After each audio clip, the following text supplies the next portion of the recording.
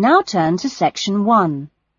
You are going to listen to a telephone conversation between a caller and a call centre operator. As you listen, complete the numbered spaces in the identification form in the book. First, you have some time to look at questions 1 to 5.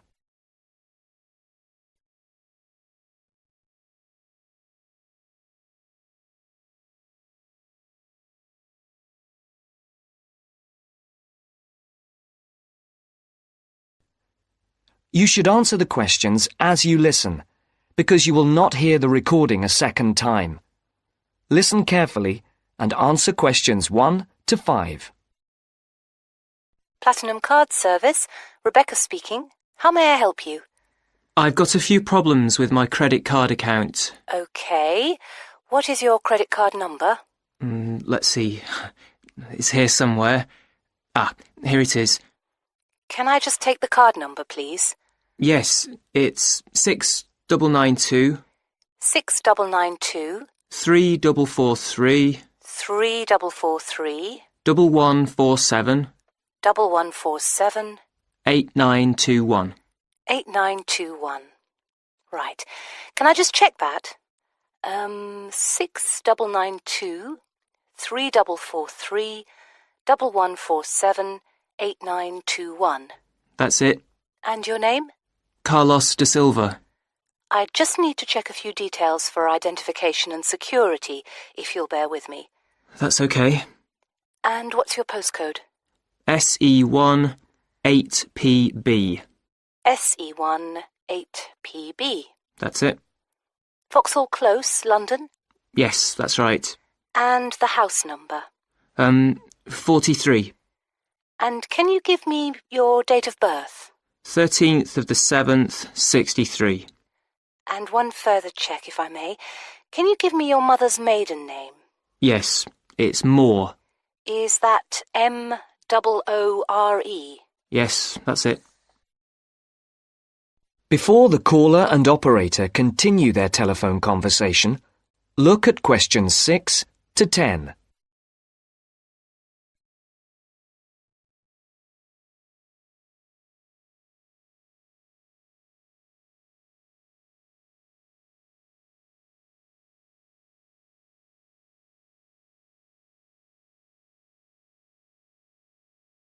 Now listen to the next part of the conversation and answer questions 6 to 10. For these questions, there are 3 alternatives: A, B, and C. Decide which alternative is the most suitable answer and circle the correct letter. Yes. Now, can we get on with this? Yes, sir, certainly. I'm sure you'll appreciate that all these checks are necessary for security reasons. So, what exactly is the problem? Problems? Okay. Well, first, your computer seems to have gone mad. I sent you £500 and on the statement for the account it shows that I only paid £300. Yes. The account does only show £300 was paid. Well, I paid the £500 in at the bank and I have my receipt, and my bank statement shows that £500 has been taken from my account. Oh, I see. What I'll do is check with the bank and see what they say. OK. You said there was something else? Yes, as if that wasn't enough. My account shows that £107.27 was paid to a company called Pan Express. I don't know who this is. Let's have a look. Well, it is genuine. I can assure you it's not mine. It was made on the evening of the 12th of May. Maybe it's a restaurant bill you forgot about? There's no way that... Oh, wait, hold on. Yes. Oh, it's okay. I've just realised what it is. It is a restaurant bill. The name of the company is different from the name of the restaurant. My mistake. I'm sorry. That's okay. Was there anything else? I don't know if I dare. What is it anyway? Well, it's, the amount of interest seems to have gone up. If you look at your statement for April, you'll see that the rate went down from 16.27% to 14.99% that month. Oh, yes, you're right. Was that everything? Yes, basically, it is. OK. And can you check my payment? Oh, yes, I'll do it. Can I phone you back? I'll be at home for the next 2 hours. I have to leave at 11. Right. What's your number? 020 7989 7182. Hold on. 020 7979? No, it's 7989, and then 7182. So it's 020 7989 7182. Yes, that's it. OK, I'll phone you straight back. Thanks. Bye. That is the end of section 1. You now have half a minute to check your answers.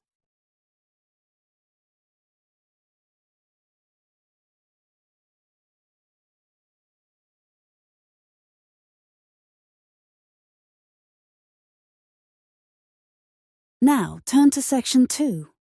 You will hear a man talking about his personal experience on smoking.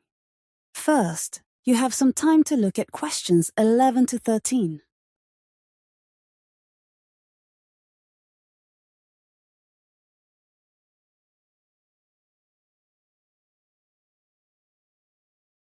Now listen and answer questions 11 to 13.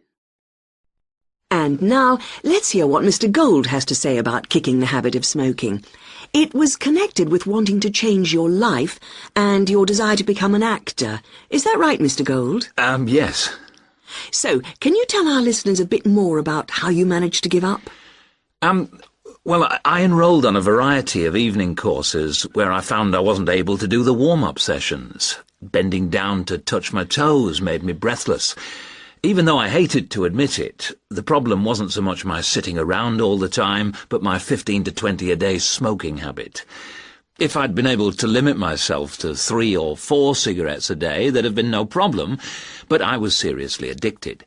And I'm talking about waking up at 3 a.m. dying for a cigarette, or, in the days before 24-hour shopping, driving across London at night to buy a packet of cigarettes when I ran out.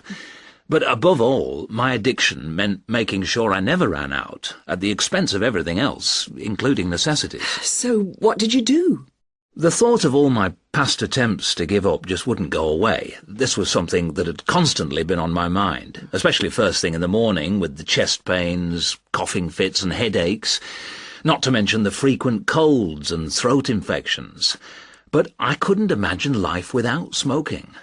I also enjoyed my life, but the thing I longed for most was to escape the trap of a job I was bored with. I knew what I wanted, and I understood something else too. This time, I was going to keep my little plan a secret. Before you hear the rest of the conversation, you have some time to look at questions 14 to 20.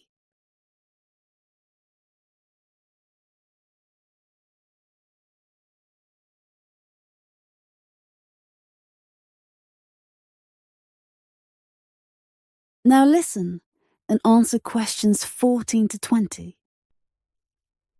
On the 1st of July, I managed to get through 24 hours without a single cigarette. The next day, I got to 48 hours. Then I aimed for 100, 500, 1,000. Easy. It was my own little private game, and I was winning it. If anyone mentioned they hadn't seen me smoking, I simply said I was cutting down. I had to be sure of success. Eventually, a month passed, and I felt safe enough to come out. I'd lost count of the number of hours I'd gone without a cigarette. All I suffered was a couple of bad headaches, and then I was set for my most healthy year ever. Not one single cold for over 12 months. I now realise that the secret of my success was to look upon this as an exciting adventure, a way of helping me to become an actor. And because nobody knew what I was up to, I never once feared the accusation of having no willpower if I failed. With the right attitude, the whole thing turned out to be a lot easier than expected. I finally did get into much better physical shape, go to drama school, and become a professional actor. Very interesting indeed. I'm sure we all wish we had Mr. Gould's determination. Well, thank you very much, Mr. Gould. And I hope our listeners will learn from the experience you and our other guests have talked to us about today, and perhaps find their own road to success. That is the end of section 2. You now have half a minute to check your answers.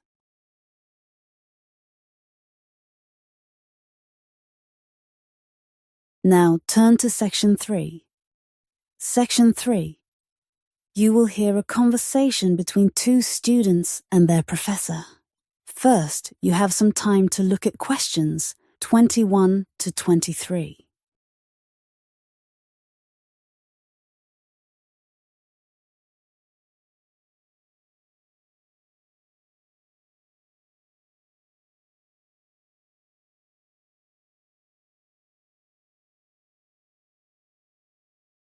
Now listen and answer questions 21 to 23.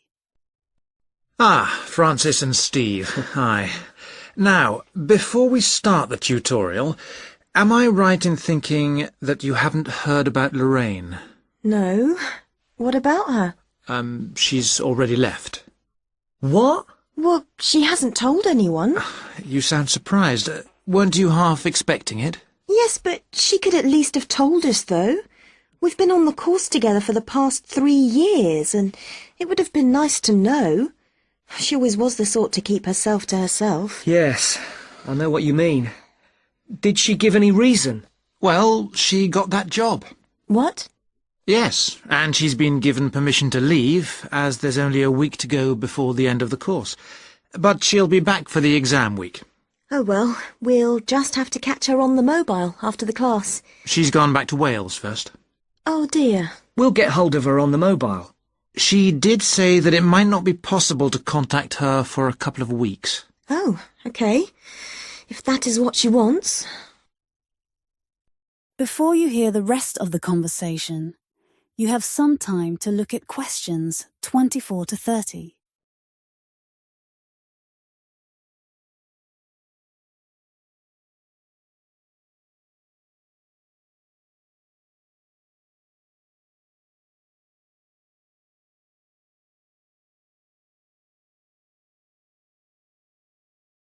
Now listen and answer questions 24 to 30. Right, to work. We're here to look at your assessment marks for your coursework. I take it you haven't seen them yet? No. Not yet. Well, you'll both be pleased. In fact, very pleased. Yes? Francis, you have come out with the top mark in the year. Oh. You have, in fact, got a starred first. Wow.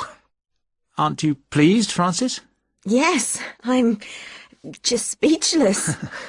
And, what about me? Well, Steve, you got a first as well. I don't believe it. You might have done even better, but there were a few faults with the 5,000-word project you did on traffic management.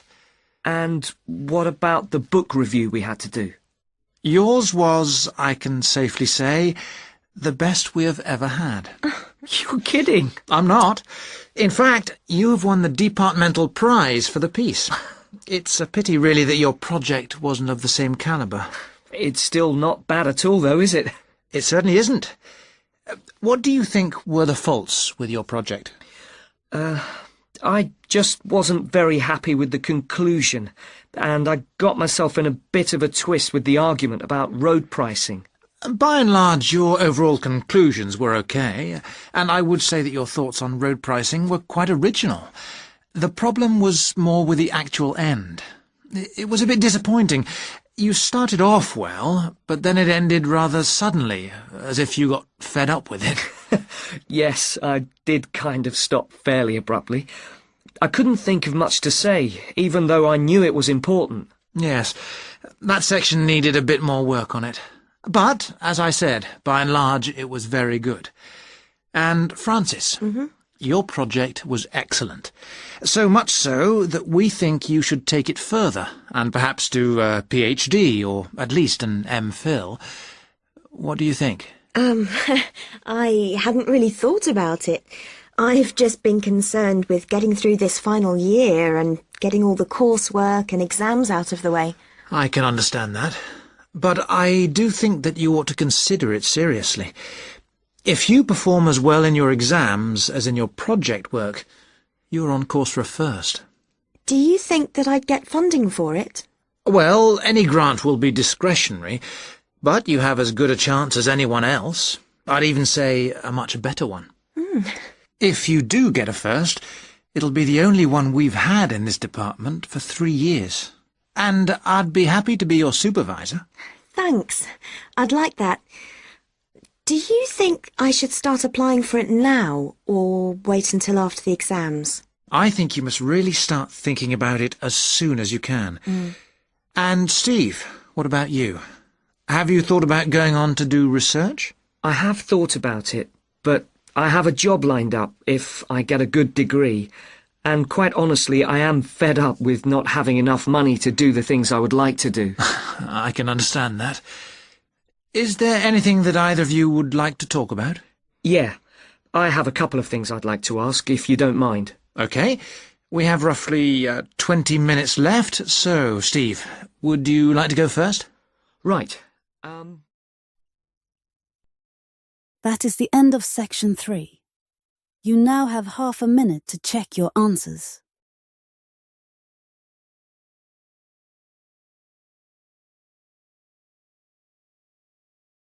Now turn to section 4. You will hear a talk on bullying in the workplace. First, you have some time to look at questions 31 to 33.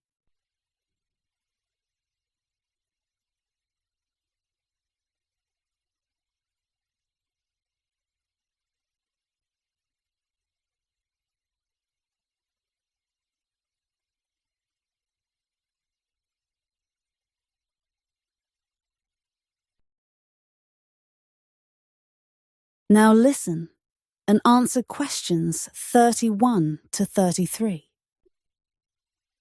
Good morning. My name is Dr. Mervyn Forrest, and I specialize in management techniques and training.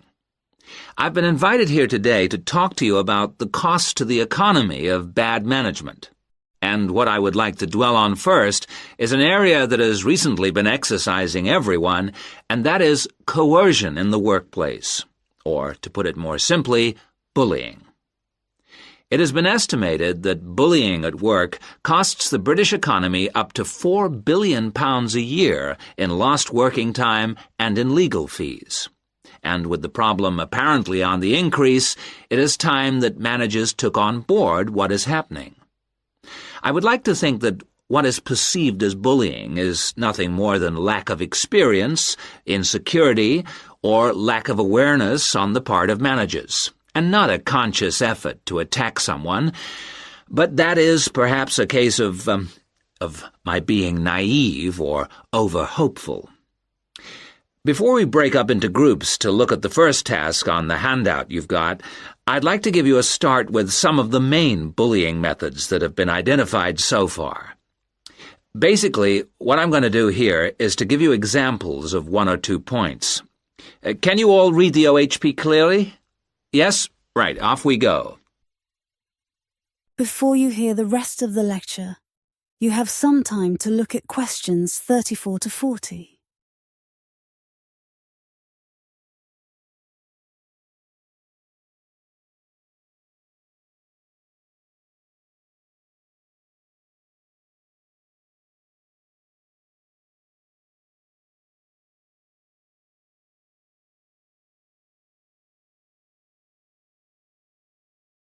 Now listen and answer questions 34 to 40. The first item on the list is giving people tasks which managers themselves cannot do and which are therefore impossible to achieve.